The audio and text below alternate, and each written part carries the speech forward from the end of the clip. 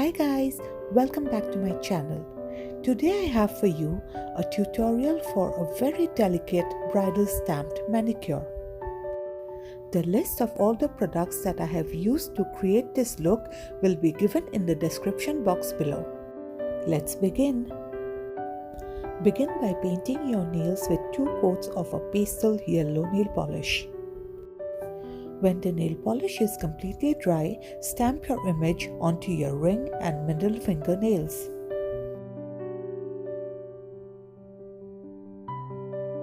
I am using a white stamping polish to get a delicate look.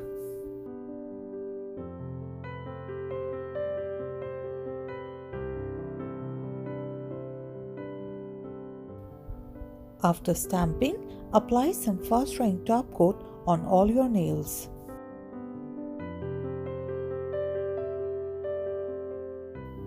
Using your nail glue or some top coat, apply pearl beads of 2 different sizes onto your pointer and pinky fingernails.